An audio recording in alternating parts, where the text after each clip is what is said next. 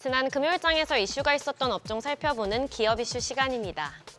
중국 철강업계의 덤핑 공세에 우리나라 정부가 칼을 빼들었습니다. 중국산 철강 후판에 최대 38%의 덤핑 방지 관세 부과를 추진하는데요. 이 소식에 철강주가 날아올랐습니다. 산업통상자원부 무역위원회는 중국산 후판에 대한 예비조사를 진행한 결과 덤핑 사실과 덤핑 수입으로 인한 국내 산업의 실질적인 피해를 추정할 충분한 근거가 있다고 예비 판정했는데요.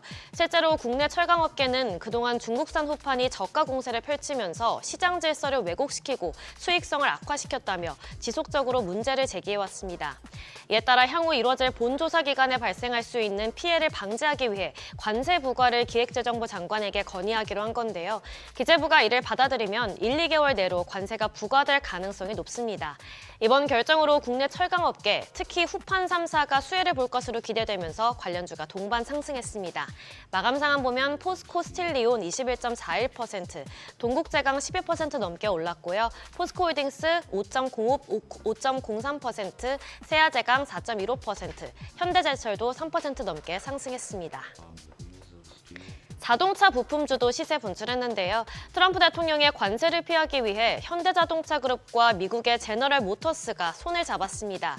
전략적 공생관계를 맺으면서 글로벌 공장을 공유하기로 한 건데요. 미국을 포함한 해외 생산망을 공유하게 되면 현대차는 생산시설을 구축하지 않은 캐나다와 이집트 등에서 GM은 유럽 시장과 인도 시장 재진출에 초석을 다질 수 있게 됩니다. 또한 트럼프 대통령이 예고한 관세 문제에서도 현대차 그룹이 자유로워질 것으로 관측되는데요. 미국 내 11개 생산시설에서 현대차와 기아가 반조립의 방식으로 생산할 경우 관세를 줄일 수 있다는 분석입니다.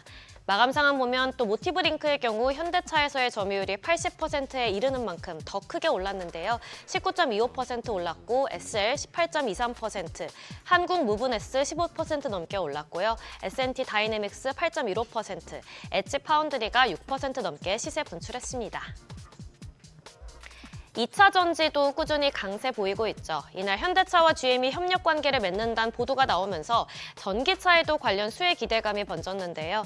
양사의 협력으로 관세에 효율적으로 대응할 수 있을 것으로 보이면서 자동차 종류 중 하나인 전기차에 대한 관세도 완화될 수 있다는 관측이 나왔습니다.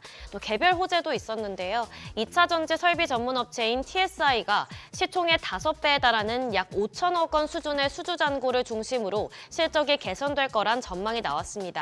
특히 미국 애리조나 지역에서만 1,000억 원에 달하는 수주 잔고를 확보하는 등 대부분의 수주가 해외에서 발생하고 있는데요. 이에 따라 향후 TSI가 글로벌 2차 전지 시장에서 핵심 공급업체로 도약할 것으로 기대되면서 관련주에 매수세가 몰렸습니다. 마감 상황 보면 TSI가 25% 올랐고 한농화성 17.57%, 금양이 15% 넘게 올랐고요. 원익PN이 12.57%, 피노가 10% 넘게 시세 분출했습니다. 마지막으로 로봇주도 좋은 흐름 보였습니다. 먼저 원익홀딩스의 자회사인 원익로보티스가 메타와 손잡고 개발 중인 로봇손 알레그로 핸드가 올해 하반기에 개발을 완료합니다. 현재 원익로보틱스는 메타의 AI 연구소인 페어와 협력해서 기존의 브이퍼에 촉각 센서가 장착된 알레그로 핸드를 개발하고 있습니다. 또한 RS 오토메이션이 자체 개발한 세계 최소형 드라이브가 해외 로봇 시장에 진출할 것으로 보이는데요. 현재 중국과 대만, 일본 등의 수직 다관절 로봇에 적용하는 시험을 진행하고 있죠.